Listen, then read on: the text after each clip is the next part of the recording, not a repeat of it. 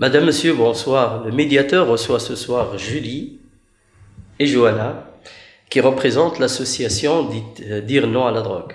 Vous dites non à la drogue? Dites non à la drogue. Dites non à la drogue. Donc c'est une association qui travaille depuis un certain temps pour lutter contre les effets de la drogue et la dangerosité de la drogue et les problèmes que la drogue peut apporter ou que peut éventuellement influencer chez les jeunes un peu partout en Belgique et même à l'étranger. Donc nous allons essayer aujourd'hui, ce soir, de vous parler de la drogue. C'est quoi les effets néfastes de la drogue? Quels sont les problèmes que peut rencontrer un jeune qui fréquente en tout cas des milieux où il peut être victime de toucher à la drogue, etc. Et nous avons sur le plateau deux expertes qui vont nous parler de ça. Donc la première question s'adresse à Julie. Julie va nous parler un petit peu de l'association Dites non à la drogue. C'est quoi cette association et depuis quand elle existe et pourquoi vous avez décidé de créer cette association? Oui, déjà je vous remercie pour nous avoir invités sur le plateau. Je vous en prie, merci. Et je veux déjà m'excuser si je fais quelques erreurs de français, veuillez m'en pardonner, je suis néerlandophone, c'est pour ça. Vous êtes parfait en français. Merci. Ouais. Donc Dites non à la drogue est une association de prévention. Oui. Donc qu'est-ce qu'on fait? C'est donner on donne des informations factuelles aux jeunes. On veut les informer. On veut les informer avant que les dealers ne le fassent. Parce qu'aujourd'hui, on a beaucoup d'informations incorrectes qui circulent sur la drogue. Par exemple, le cannabis c'est naturel, ça fait rien. Il y a plein d'informations incorrectes. Et nous, on parle même de légaliser le cannabis. Voilà, effectivement, voilà. C'est tout un sujet, etc. Comme à certains pays, oui. Effectivement. Et donc, nous, on veut vraiment dire, regarde, c'est ça la drogue. Comme ça, les jeunes, ils peuvent vraiment décider eux-mêmes de mener une vie sans drogue. C'est ça le but. Qu'on dise, ok, c'est ça l'effet, vous décidez par vous-même. Mais qu'est-ce qui vous a motivé justement à créer cette association de prévention à la drogue? Oui, effectivement. En fait, moi je suis, depuis 3 ans, je suis présidente de l'association. Et donc, on fait de la prévention et en fait, quand on est jeune, comme tous les jeunes, j'étais à l'école. Oui. Ok. Et alors, on voit que un jeune va en première secondaire, deuxième secondaire, troisième secondaire, etc. Et on voit qu'il y a de plus en plus d'alcool ou de drogue. Après, il y a le binge drinking, vous voyez. Oui. C'est quand on boit beaucoup et on boit vraiment avec le but de se bourrer la gueule, si je peux le dire comme ça. Et après, il y a le premier joint, etc. Vous voyez, donc il y a toute cette pression sociale aujourd'hui qu'on devrait prendre la drogue, pour s'amuser, on doit prendre la drogue. Et oui, effectivement, on est dans tout ce groupe de jeunes et on participe, etc. On réfléchit pas trop. Mais après, quand on prend un peu de recul, on dit, oh là là, c'est quoi en fait? C'est quoi cette culture de drogue aujourd'hui? Et c'est là où on réalise, et d'ailleurs c'est à ce moment-là que j'ai rencontré donc cette association, Dites non à la drogue, et c'est là où je me suis dit que j'allais m'investir un peu. Et vous, personnellement, vous avez jamais touché à la drogue? Moi-même, je dis, je suis sortie, on s'est amusé, on a bu trop d'alcool, etc.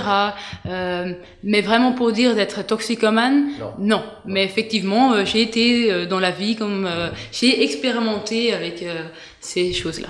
Et donc vous travaillez avec Johanna, qui est votre partenaire dans ce travail. Johanna, exactement. Est-ce que vous pouvez un petit peu nous montrer les outils de travail que vous utilisez justement pour lutter contre la drogue en Belgique? Oui, bien sûr. Alors on va commencer avec le kit où il y a 14 livrets. Oui. Donc dans ce kit, oui. En fait ça explique vraiment qu'est-ce que la drogue. Vous allez avoir les effets à long terme, les effets à court terme, etc. Les différents noms sous lesquels vous pouvez retrouver les drogues, etc.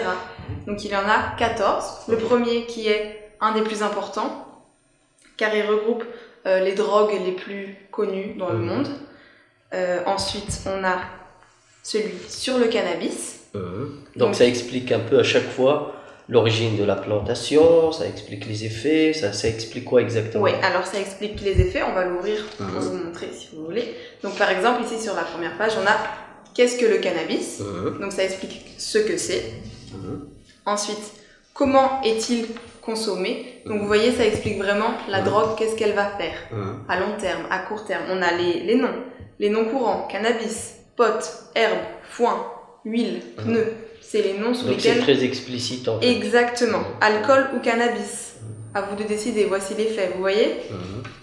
ici, statistiques internationales, on a aussi des statistiques. Les effets destructeurs du cannabis, vous voyez? Et en fait, pour chaque livret, donc on a le premier qui, lui, reprend quelques drogues, et après, tous les autres reprennent une seule drogue et l'expliquent vraiment dans sa totalité. On a l'alcool, l'ecstasy, la cocaïne, le crack, crystal meth. Voilà, donc si aussi il y en a que vous ne connaissez pas ou vous voulez avoir plus d'informations, c'est aussi super intéressant de le lire juste pour savoir ce que c'est. Vous voyez? Parce que par exemple les drogues par inhalation, c'est pas très connu. C'est pas très connu, oui. C'est ça, pareil. L'héroïne, le LSD, les psychotropes, les antidouleurs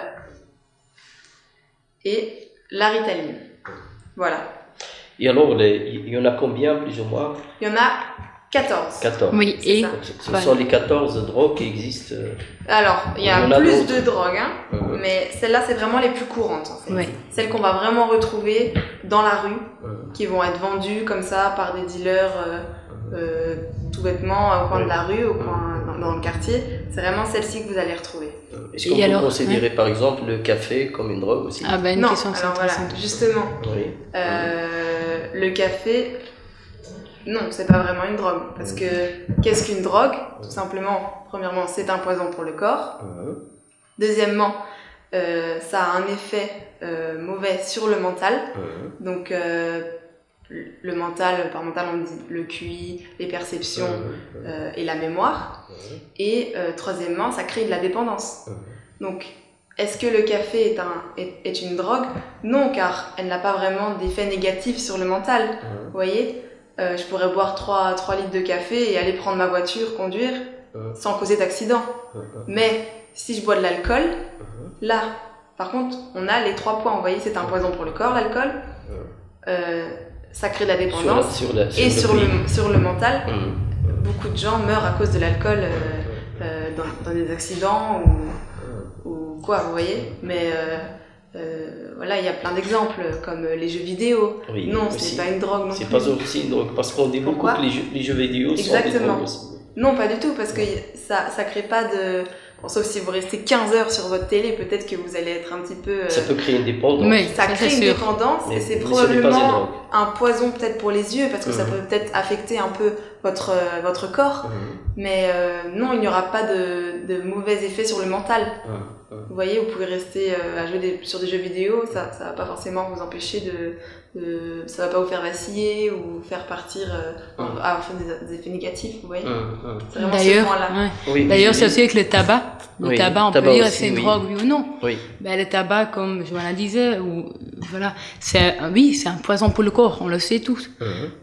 Deuxièmement, oui, ça crée de la dépendance, mais ça n'affecte pas le mental. On ne devient pas plus stupide parce qu'on fume des cigarettes. On peut toujours conduire une voiture. Normal, quoi. Voilà, on peut toujours conduire une voiture. Par contre, on ne dit pas du tout qu'il faut fumer du tabac, des cigarettes, mais pas du tout. On est vraiment bien d'accord sur le fait que c'est un poison pour le corps. Mais je dis, il y a encore vraiment cette différence entre poison pour le corps et quelque chose qui est aussi un poison pour l'esprit. Oui. Joanna, comment vous travaillez les 14 drogues, par exemple, pour essayer de les expliquer? Avec qui vous travaillez? Quel est votre public cible? Comment vous faites concrètement sur le terrain? Alors, c'est surtout les jeunes qu'on vise, parce que notre slogan, c'est qu'il faut atteindre les jeunes avant que les dealers ne le fassent, bien sûr, les prévenir. Les gens c'est vraiment de la prévention, en fait, qu'on fait. Donc, les livrets, par exemple, quand on fait par exemple un stand typique dans la rue, donc vous allez avoir notre stand avec notre table, nos bannières, etc. Et nos livrets qui seront tous présents. Et alors, ce qui est bien, c'est que chacun est un peu intéressé à avoir son propre livret. Vous voyez, si quelqu'un est intéressé à avoir des informations sur le cannabis, hop, voilà, vous avez directement la brochure sur le cannabis. Qu'est-ce que vous voulez savoir? Voilà, c'est là. Ah, mais moi je voulais savoir. Et vous lui expliquez alors après Ou vous lui donnez seulement l'information? Ah bah, alors, soit s'il est pressé, je peux juste simplement donner le livret, car c'est très très bien expliqué à l'intérieur. Sinon, s'il a besoin de parler et de plus d'informations, je peux aussi lui expliquer. Mais ce qui est bien, c'est que les livrets sont vraiment faciles à comprendre. Et en général, ils n'ont pas besoin de plus. Je sais que personnellement, moi, rien qu'avec ces livrets, j'ai su comprendre ce qu'était une drogue et je me suis vraiment dit, ok, c'est néfaste. Vous aimez lire peut-être, parce qu'il y a des jeunes qui n'aiment pas lire, peut-être voir, écouter. Alors non, j'aime pas forcément lire parce que bon, j'ai jamais vraiment lu, mais quand ça m'intéresse vraiment, je suis capable de lire, bien sûr. Et je pense que tout le monde est capable de lire quand c'est vraiment intéressant et franchement, c'est pas très long, hein. C'est quelques petites pages et si vous avez vraiment besoin d'une petite information, vous avez un petit paragraphe à lire. Mais ce qui est bien, c'est qu'on a justement... Voilà. On a le DVD ici, donc on a le DVD, voilà, je vous le donne. Et qu'est-ce qu'il y a dedans? Ben, en fait, vous avez vu, Johanna vous a montré la vérité les petits... sur la drogue. Effectivement. Donc, Johanna vous a montré les petits livrets d'informations. Oui. Donc, par exemple, il y a un livret sur le cannabis, l'alcool, cocaïne, etc.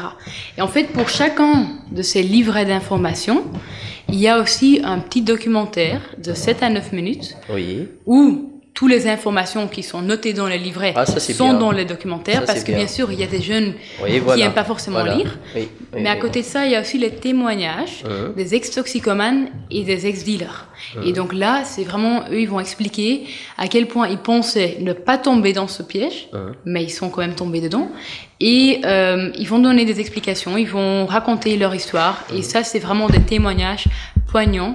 C'est très intéressant et je dis ça tire vraiment l'attention effectivement des jeunes. Donc ici il y a le DVD plus aussi un petit livret qui explique justement les 14 ou les 13 ici, c'est marqué 13. Oui, il y a 13 En fait, il y en a un 14e, c'est pour ça qu'on dit 14. On a un 14e livret qui est en train d'être traduit et c'est un livret sur les drogues de synthèse.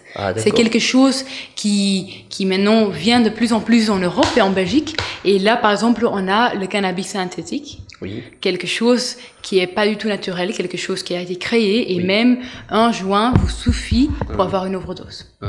Donc ça c'est pas... Voilà. Si vous êtes d'accord avec moi, on va faire une petite pause pour diffuser ce DVD, cette vidéo et la partager avec nos téléspectateurs et nos éditeurs aussi. Très bonne idée, merci. Super. On fait ça tout de suite.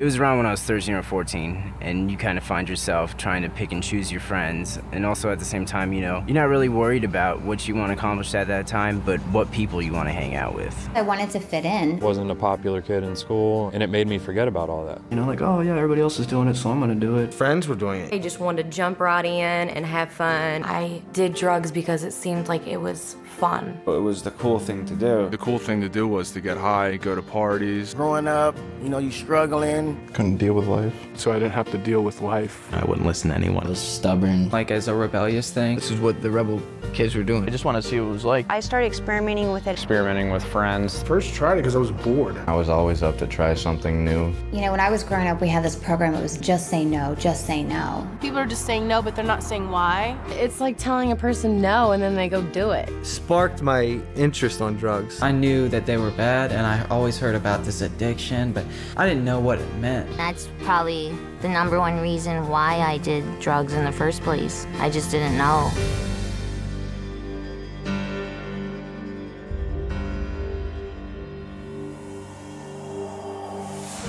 Drugs are everywhere. They're in magazines, movies, TV shows, you know, billboards.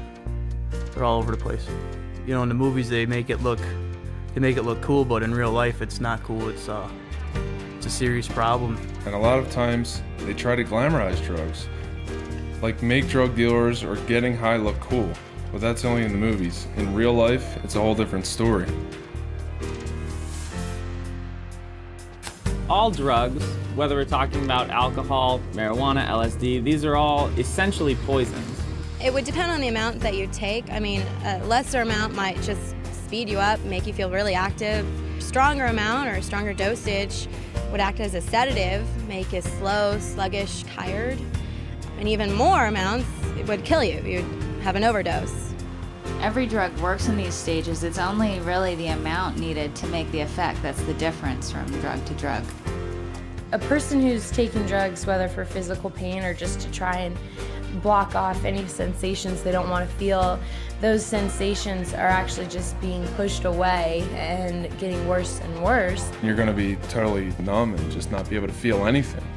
When you take drugs, the drug goes through your bloodstream, and later on in your life, that drug can, come back up and into a flashback when you use the drug.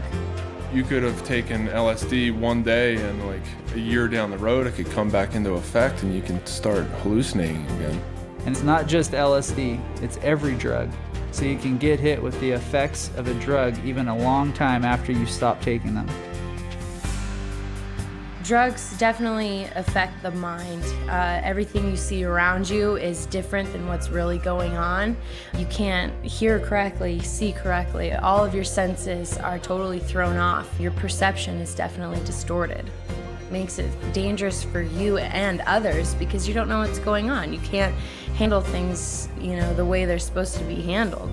Drugs affect your memory so much. It doesn't matter if you're taking them for a long time or just a short period of time. I know, when I first tried studying and stuff more, I really couldn't concentrate, I couldn't pay attention. I went from a straight A student to a B- student, C student. Then I quit going to school and I would get really frustrated. It's like your brain won't function. You can't think straight. It's everything is messed up. I never got anything done.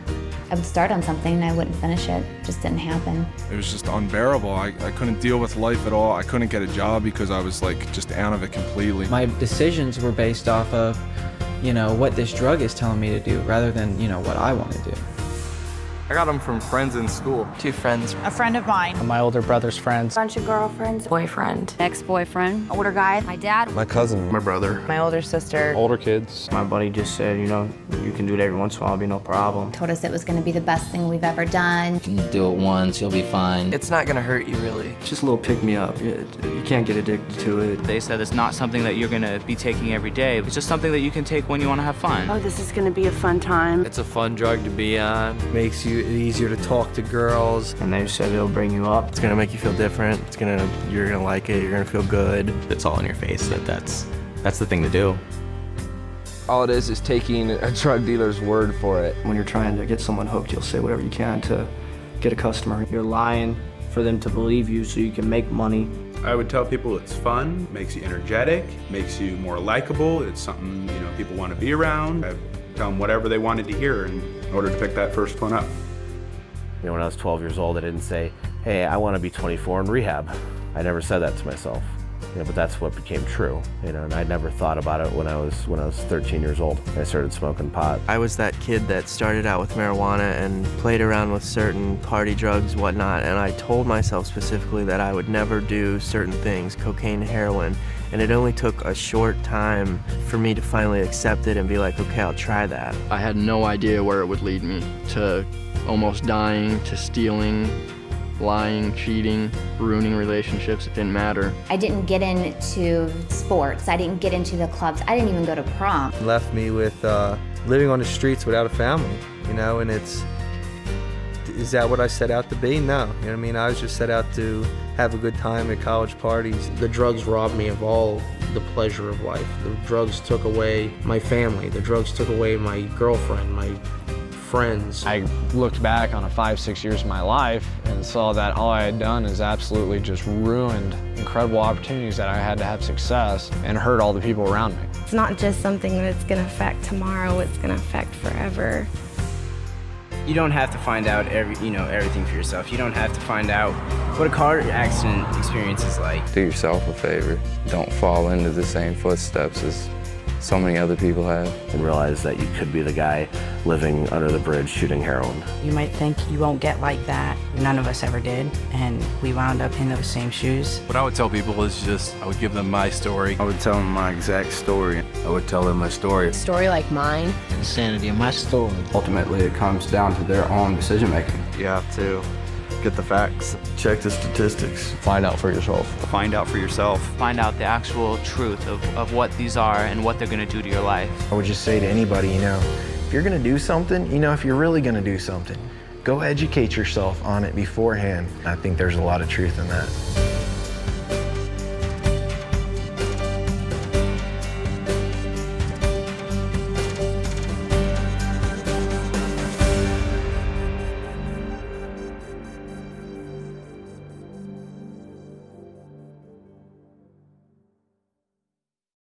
Après avoir visualisé le documentaire ou la vidéo qui nous parle un petit peu des 13 drogues différentes, nous allons continuer le débat avec nos deux invités, Julie et Johanna. Et la question suivante à Julie, maintenant qu'on connaît la définition du mot drogue, pouvez-vous nous dire comment les drogues agissent sur le corps? Oui, bien sûr. Déjà, premièrement, ce qu'il faut qu'on regarde avec les drogues, c'est comme Johanna l'a dit, les drogues sont essentiellement des poisons. Oui. Ok. Et l'effet dépend de la quantité. Donc, une petite quantité va agir comme un excitant. Une quantité plus importante va agir comme un sédatif. Et puis, une quantité encore plus importante, ou vraiment trop, va agir, peut même entraîner la mort. Et c'est là où on parle de l'overdose.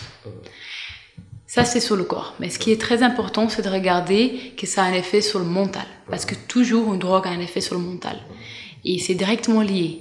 Et ça change les perceptions, les sensations, ça bloque les sensations. Et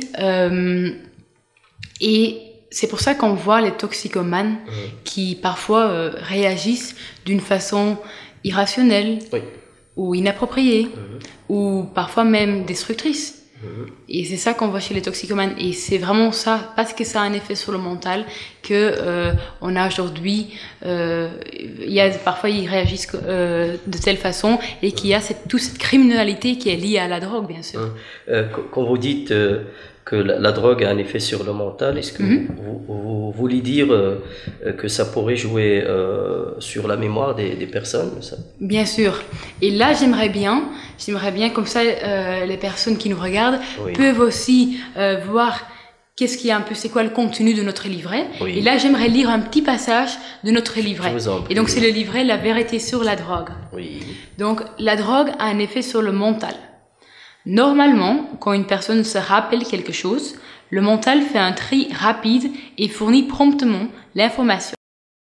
Mais les drogues peuvent brouiller ces images mentales, provoquant des trous de mémoire.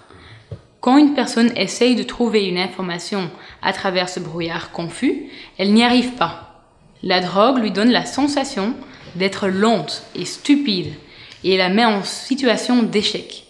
Au fur et à mesure, elle essuie de plus en plus d'échecs et la vie devient de plus en plus dure. La personne prend alors de plus en plus de drogue pour l'aider à régler le problème. Et ça, c'est un passage qui sort de notre livret, la vérité sur la drogue.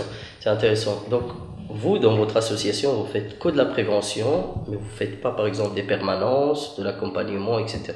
Nous-mêmes, Dites non à la drogue, se concentre vraiment sur les jeunes qui n'ont pas encore touché la drogue ou les jeunes qui sont en train d'expérimenter avec la drogue. De sauver avant d'arriver au stade de vraiment toxicomane. Mais par contre, on a une association avec qui on travaille qui vraiment a tout un programme qui sort les personnes de la drogue sans drogue de substitution, parce que ça c'est quelque chose de très important. Il ne faut pas sortir quelqu'un de la drogue en la mettant sur une autre drogue, c'est pas d'une solution. C'est juste créer un autre problème. Et donc nous, effectivement, c'est plutôt la prévention, c'est plutôt la jeunesse. Et d'ailleurs, la prévention se fait le plus rapidement possible. Johanna, vous connaissez des associations. Votre association, votre association, est-ce que vous avez connaissance de témoignages de jeunes qui sont passés par des problèmes de drogue? Alors oui, on en a plein, mais ce que je propose, c'est aussi justement de lire dans ce livret. On a aussi des témoignages dans le livret La vérité sur la drogue, et c'est un témoignage de Edith. Je me trouvais plus drôle quand j'étais saoule. Peu après avoir commencé à boire, on m'a donné du cannabis. Plus tard, j'étais chez un ami en train de fumer du cannabis quand quelqu'un a sorti un sachet de cocaïne. Je me suis alors mise à sniffer de la cocaïne chaque jour. Je volais chaque jour de l'argent à mes grands-parents et dans le magasin de mes parents pour pouvoir m'acheter de l'alcool, de la cocaïne, du cannabis et du LSD. Je sniffais de la drogue, chaque jour, et je me suis finalement rendu compte que j'étais accro. J'avais besoin de quelque chose de plus fort, et on m'a donné de l'héroïne. Je ne reculais devant rien pour planer. J'étais guidée par mon addiction. Si j'essayais d'arrêter, j'étais tellement en manque que tout ce que je voulais, c'était en prendre plus. Edith. Voilà. C'est très intéressant. Et de plus en plus de témoignages, de plus en plus de jeunes qui viendront vous voir pour en parler. Bien sûr, spontanément. Comment ça se passe sur vos téléphones, comment ça se passe? C'est un peu plus rare. Je sais qu'on a quand même peut-être pas des jeunes, mais alors plus des personnes un peu plus âgées qui, elles, ont pris des drogues dans le passé et qui nous disent aussi leurs témoignages. On aura sûrement une invitée qui viendra une prochaine fois, qui, elle, pourra donner son propre témoignage, qui a vraiment été toxicomane. Qui a une histoire aussi à raconter. Oui, il y en a aussi des volontaires qui sont sortis de la drogue et qui décident maintenant justement de faire de la prévention parce qu'ils savent qu'est-ce que ça fait. Ils ont compris ce que c'était, quoi. Ils ont compris qu'est-ce que c'était et ils veulent maintenant vraiment protéger la jeunesse. Oui. Et alors, il y a aussi ce syllabus, c'est ça? Oui, c'est un manuel pédagogique, exactement. Oui, et est-ce que vous pouvez nous en parler? Bien sûr. Donc, le manuel pédagogique, c'est fait pour les enseignants, les éducateurs. Oui. C'est un manuel dans lequel vous trouverez des plans de cours pour rendre en fait la vie de l'enseignant plus facile. Parce qu'aujourd'hui, les enseignants, ils ont beaucoup de sujets à éduquer. Ils doivent éduquer les jeunes sur plusieurs choses. Et donc là, dans ce manuel, on veut vraiment faire en sorte qu'ils ne doivent pas chercher partout sur l'Internet. Oui. Là, c'est un manuel pédagogique qui est dans un kit éducateur. Et ce kit éducateur, il comprend les kits avec les 14 livrets. Il y a 24 exemplaires. Il y a le DVD. Il y a des posters pour pendre dans la classe pendant les cours de prévention. Et il y a aussi ce manuel. Et donc, ce manuel, c'est vraiment fait d'une façon qui encourage et qui incite les élèves à participer. C'est vraiment quelque chose qui est fait de façon très dynamique. Vous voyez un petit documentaire, vous lisez un petit livret, il y a des exercices. C'est vraiment fait d'une façon très dynamique. Vous avez touché le monde de l'enseignement et des enseignants avec ce manuel? Comme je vous l'ai dit, on fait régulièrement des stands d'information, par exemple sur des festivals ou auprès des métros, etc. Et là, lors de ces stands d'information, on rencontre beaucoup d'enseignants. Et donc, bien sûr, quand ils voient nos matériaux, ils sont très intéressés. Et en plus, ils peuvent les commander gratuitement sur notre site, www.ditenonaladrogue.be ou la fondation internationale qui est drugfreeworld.org.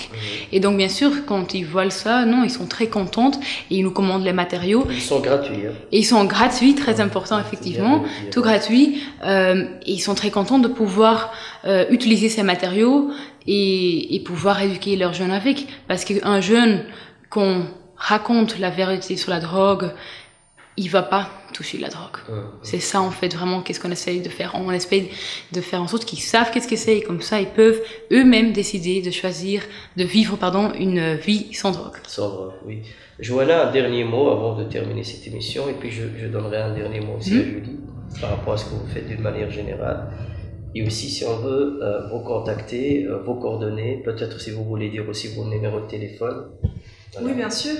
Déjà, je suis très contente d'avoir été invitée ici. C'est une grosse chance pour nous, pour l'association, de nous faire connaître.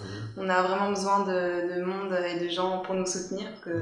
On est quand même pas mal. On est Oui, mais il y a plus ou moins vente volontaire par mois, ça dépend un peu, il y a des jeunes qui viennent un peu, mais voilà. on a du monde, mais le travail de la prévention, c'est un grand travail. Exactement. Vous voyez, il y a toute la Belgique. Beaucoup de voilà. mobilisation. Donc d'ailleurs, s'il y a des personnes qui souhaitent faire de la prévention dans leur quartier, dans leur communauté, ben là, je fais vraiment appel à eux qui nous contactent. Je vais rappeler donc l'adresse mail, c'est info@dites-non-à-la-drogue.be où ils peuvent contacter Almoubatin.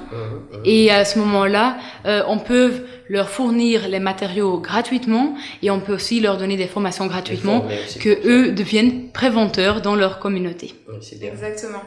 Et alors je finirai par vous dire, notre but c'est vraiment d'informer les jeunes avant que les dealers ne le fassent. Parce que malheureusement les dealers, tout ce qu'ils veulent, c'est gagner de l'argent avec leur dope. Donc voilà. Et vous n'avez pas de problème encore avec les dealers pour l'instant? Non, on touche des concurrents. On touche pas du tout aux dealers, et les dealers en général ne veulent pas vraiment non plus avoir affaire à nous. En général, on va vraiment, si on doit enfermer des gens, c'est pas les dealers eux-mêmes. Vous savez, les dealers en général, ils consomment même pas leur propre marchandises, exactement. Vous savez, ils sont juste là pour vous les vendre.